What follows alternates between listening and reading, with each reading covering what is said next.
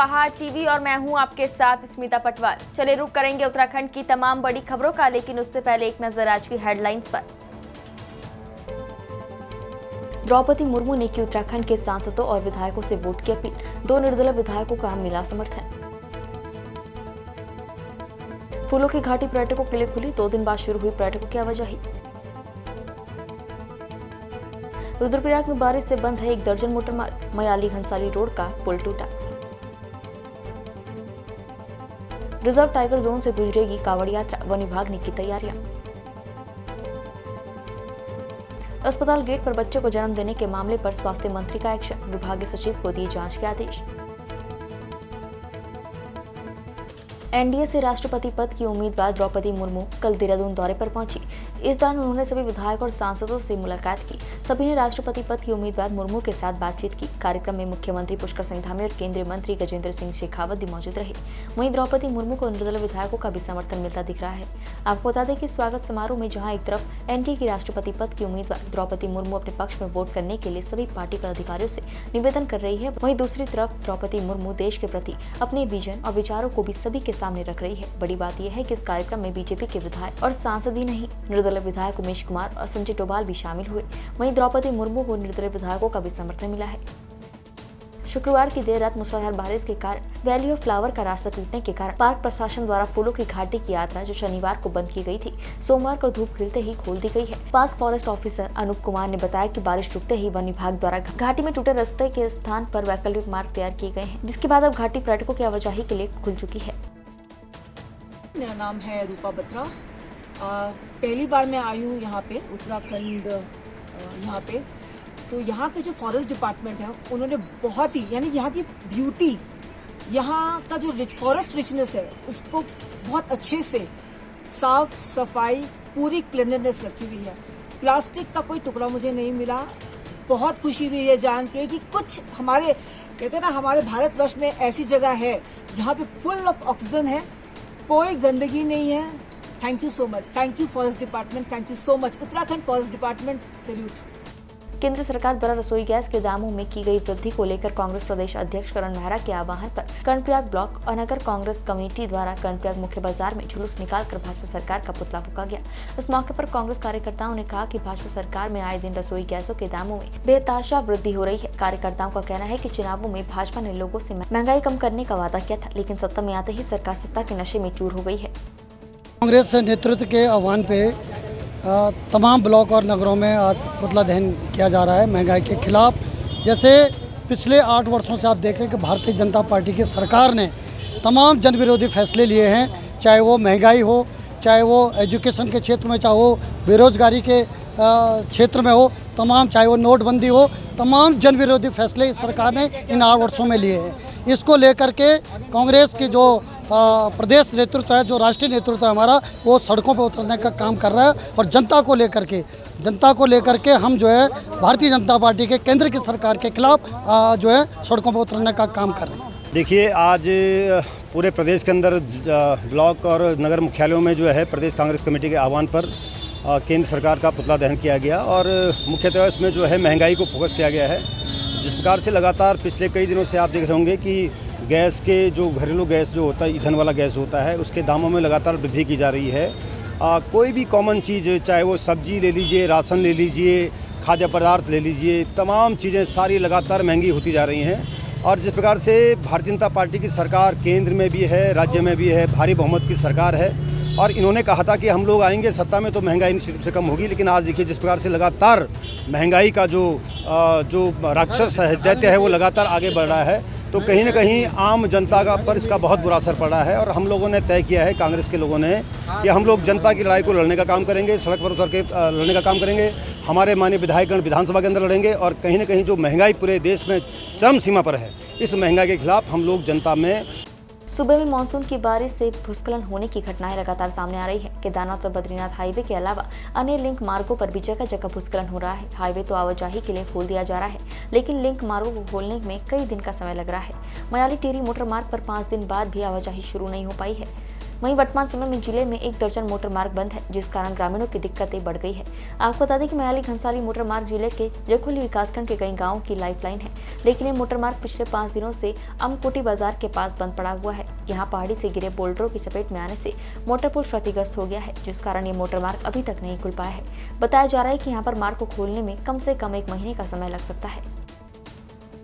प्रशासन द्वारा इस बार कावड़ यात्रा में 4 करोड़ से अधिक शिव भक्तों के आने का अनुमान लगाया जा रहा है और एक कावड़ यात्रा राजाजी टाइगर रिजर्व से होकर गुजरेगी। वन महकमे ने मानव वन्य जीव संघर्ष को रोकने की तैयारी कर ली है। 2 साल से कोरोना के प्रतिबंधों के चलते कावड़ यात्रा नहीं हो पाई थी। अब कोरोना महामारी का प्रभाव कम होने के बाद सरकार ने 4 करोड़ कावड़ियों के आने का अनुमान लगाया है। इसी को देखते हुए सभी विभाग कावड़ यात्रा की व्यवस्था बनाने में जुट गए हैं। वहीं वन विभाग भी टाइगर रिजर्व जोन में सुरक्षित कावड़ यात्रा संचालित कराने की तैयारी में जुट गया है। यात्रा मार्ग पर जगह जगह लाइटें लगाई जा रही है। पार्क प्रशासन ने गौहरी वन रेंज में पड़ने वाले नीलकंठ मार्ग सहित विभिन्न जगहों पर मुस्तैदी तैनाती के लिए 5 टीम तैयार की है, जो 24 घंटे गश्त करेगी। देखो, जैसा कि आप भली भांति विदित हैं कि कांवड़ यात्रा जो है वो लगभग गौरी रेंज के अंतर्गत जो भी वन का क्षेत्र आता है मैक्सिमम उसी में आता है। जैसे इसमें स्वर्गाश्रम जो बाखाला हमारा पुनरासु तक जाता है, मेन पैदल मार्ग है, इसी से होकर गुजरता है। दूसरा जो बैराज से और नीलकंठ के लिए मोटर वाहन है, उसी से ज़्यादातर श्रद्धालु आवागमन करते हैं। तो सबसे पहले हमने मेनली जो ह्यूमन मैन कॉन्फ्लिक्ट ना हो उसको रोकने के लिए सबसे पहले हमने इसमें 6 टीमें बनाई है गश्ती दल की, जो कि विभिन्न रास्तों पर अपने दिन रात की गश्त करते रहेंगे। इसमें 5 टीमें तो रास्तों पर हैं, रोड पे हैं। एक हमारा सचल दल है जो वाहन से पूरे क्षेत्र को कवर करेगा और इनके हेल्प जो भी कॉन्टैक्ट नंबर है हमने संबंधित थानाध्यक्ष को भी और उप जिलाधिकारी महोदय को भी दे दिया है कि जैसे जहां पर आपात स्थिति में ज़रूरत पड़ती है तो वो इस उनके नंबर पर कांटेक्ट करेंगे। दूसरी इसमें महत्वपूर्ण ये चीज़ है कि जो पैदल मार्ग है उस पर हम सोलर लाइटिंग लगा रहे हैं और इसमें 3 वन विभाग भी लगा रहा है, नगर पंचायत भी और जिला पंचायत भी सोलर लाइटें लगा रही है, ताकि जो भी श्रद्धालु आएँ उनको कोई मुसीबत ना हो और उनका कोई जो जंगली जानवर है उनके साथ कोई ऐसी हिंसक घटना ना हो। और दूसरा जो हमारा स्वर्गाश्रम नीलकंठ पैदल मार्ग है उसके दोनों तरफ आप जैसे विदित है कि उसमें बरसात के दिनों में काफ़ी घनी झाड़ी हो जाती है, तो वहाँ तक हम पूरा इसका दोनों तरफ झाड़ी को साफ करवा रहे हैं ताकि कोई श्रद्धालु को कोई दिक्कत ना हो और वो कहीं इधर उधर न भटक जाए। राजकीय महिला अस्पताल हल्द्वानी के गेट पर गर्भवती महिला के प्रसव होने का स्वास्थ्य मंत्री डॉक्टर धन सिंह रावत ने संज्ञान लिया है। मामले की गंभीरता को देखते हुए धन सिंह रावत ने तत्काल विभागीय सचिव को प्रकरण की जांच के निर्देश दिए हैं और दोषियों के खिलाफ सख्त कार्रवाई करने को कहा। उन्होंने कहा कि गर्भवती महिला को चिकित्सा सुविधा उपलब्ध न करना अस्पताल प्रशासन की घोर लापरवाही है, जिसे बर्दाश्त नहीं किया जाएगा। उन्होंने कहा इस प्रकरण में जो भी दोषी होगा उसके खिलाफ कड़ी कार्रवाई अमल में लाई जाएगी। रामनगर पर्यटन नगरी है और पर्यटन नगरी में लगातार बिजली कटौती की जा रही है, जिससे आम जनता तो परेशान है ही, उसके साथ ही बिजली कटौती का नुकसान किसानों के साथ ही छोटे छोटे उद्योगों को भी पड़ रहा है, जिसके विरोध में कल कांग्रेस कार्यकर्ताओं ने पूर्व विधायक रंजीत सिंह रावत के नेतृत्व में बिजली ऑफिस कूच का प्रदर्शन किया। आपको बता दें कि भारी बारिश के बावजूद भी कांग्रेस कार्यकर्ता तिरपाल ओढ़कर बिजली कार्यालय पहुंचे, जहाँ उन्होंने बीजेपी सरकार, स्थानीय विधायक, स्थानीय सांसद और बिजली विभाग के खिलाफ प्रदर्शन किया। देखिए, ये मजबूरी है और इंतहा है सब्र की। किसानों के अभी तक धान नहीं लगे हैं, बोरिंग और ट्यूबवेल चलाने के लिए बिजली नहीं मिल रही है। जो उद्योग आंशिक रूप से चल भी रहे हैं लड़खड़ाते हुए, तो वो बिजली के अभाव में ठप पड़े हैं, जिससे रोजगार और उत्पादन दोनों प्रभावित हो रहे हैं और उसके साथ साथ सरकार का राजस्व भी। तो हमने आज विद्युत विभाग को जगाने के लिए, इस कुंभकर्णी नींद में सोई हुई सरकार को जगाने के लिए और ख़ास तौर पे यहाँ पे जो जनप्रतिनिधि हैं, चुने हुए सांसद हैं, माननीय विधायक हैं, उनको चेताने के लिए प्रदर्शन किया है कि वो अपनी जिम्मेदारी को समझें। लोगों के पास बिजली नहीं है, इस गर्मी में, उमस में लोगों का जीना दुहाल हो रखा है और विधायक सांसद कह रहे हैं कि कोई समस्या नहीं है। रामनगर शहर की कैटेगरी को घटा दिया जा रहा है, उसके ग्रेड को कम किया जा रहा है ताकि उसको विद्युत कटौती में लाया जा सके। सरकार कह रही है सदन में कि कोई कटौती नहीं है, विभाग भी कह रहा है कटौती नहीं है और अधिकारियों से अनऑफिशियल बात करो, वो कहते हैं साहब फ़ोन आते हैं कि बिजली काट दो, बिजली नहीं है। 20 मिलियन यूनिट बिजली का उत्पादन आज राज्य में अपना है। 24 मिलियन बिजली जो है केंद्रीय पूल से मिल रही है और जबकि लगभग 52 मिलियन यूनिट का इस समय लोड है। जो इस समय मैक्सिमम लोड है, तो मात्र जो है 7-8 मिलियन बिजली के लिए कहा जा रहा है, बिजली नहीं मिल रही है। अरे पैसे खर्च करो, तुम कोई बिजली फ्री में थोड़ी दे रहे हो, पैसे लेके दे रहे हो, सस्ती बिजली लेके महंगी बेच रहे हो, तो लोड बढ़ा है। हम पर्यटन प्रदेश हैं, पर्यटक आ रहे हैं, पर्यटन प्रभावित हो रहा है बिजली से, जनरेटर चल रहे हैं, तो पर्यावरण प्रदूषित हो रहा है, और जो देश की बहुमूल्य विदेशी मुद्रा है वो खर्च हो रही है डीजल पेट्रोल पे। तो ये सरकार जो है जनता को राहत देने की बजाय अपने कुंभकर्णी नींद में सोई हुई है। इसके जनप्रतिनिधि भी और ये भी हम कहना चाहते हैं वो व्यवस्था को तत्काल ठीक करे, क्योंकि बिजली की कमी उतनी नहीं है जितनी मैनेजमेंट की कमी है।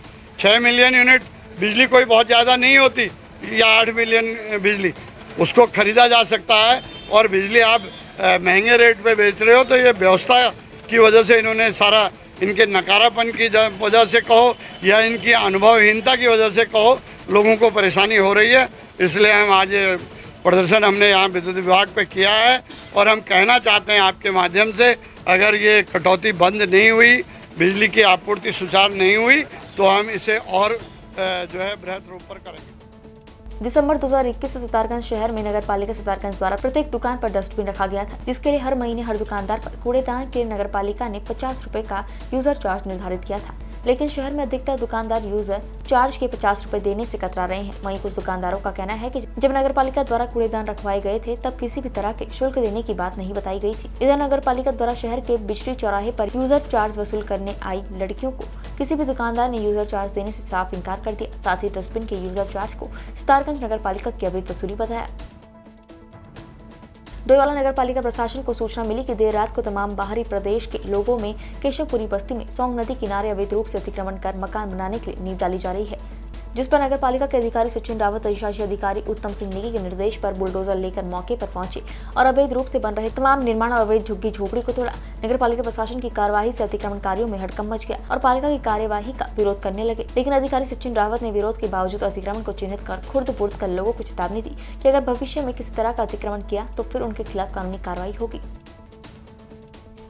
ये संज्ञान में आया था कि टंचिंग ग्राउंड जो नगर पालिका की भूमि है और उसके बगल में जो नदी का किनारा है, वहाँ पर लोगों द्वारा रातों रात नींव डालकर मकान बनाने का प्रयास किया जा रहा था, जिसको देखते हुए तत्काल नगर पालिका की टीम भेज के उनको अतिक्रमण हटाया गया तथा लोगों को चेतावनी दी गई कि भविष्य में इस तरह का ना करें। अगर फिर ना करते हैं तो उनके खिलाफ दोस्तीकरण की कार्रवाई के साथ साथ संबंधित के खिलाफ मुकदमा दर्ज करने की कार्रवाई भी की जाएगी। आगे नदी में भी लोग बस रहे हैं, जबकि आगे बाढ़ का खतरा भी है, तो उसको देखते हुए उनका ली जा रही है नारे। बिल्कुल, इसको देखकर समय समय पर चेतावनी भी जारी की जाए। लोगों को कहा जा रहा है कि वो नदी का किनारा छोड़ दें और सुरक्षित स्थान पर चले जाएं, और शीघ्र ही प्रशासन और सिंचाई विभाग से मिलकर इनके खिलाफ भी अभियान चलाया जाएगा। उसमें सितारगंज सामुदायिक स्वास्थ्य केंद्र में राष्ट्रीय स्वास्थ्य मिशन के अंतर्गत जनसंख्या स्तरीकरण पखवाड़ा कैंप लगाया गया। कैंप का उद्घाटन सितारगंज ब्लॉक प्रमुख कमलजीत कौर द्वारा किया गया। उद्घाटन समारोह में सामुदायिक स्वास्थ्य केंद्र के समस्त डॉक्टर मौजूद रहे। सामुदायिक स्वास्थ्य केंद्र के मुख्य चिकित्सक अधीक्षक डॉक्टर राजेश आर्य ने बताया कि जनसंख्या स्तरीकरण पखवाड़ा कार्यक्रम 11 जुलाई से 24 जुलाई तक चलेगा, जिसमें शक्ति फार्म क्षेत्र में 12 जुलाई और 14 जुलाई को कैंप लगाया जाएगा। इसी क्रम में नानकमत्ता के सामुदायिक स्वास्थ्य केंद्र में 19 जुलाई और 21 जुलाई को परमानेंट विधियों के अंतर्गत नसबंदी शिविर लगाया जाएगा। उत्तराखंड की तमाम बड़ी खबरों में फिलहाल इतना ही। बाकी खबरों के लिए देखते रहिए पहाड़ टीवी। नमस्कार।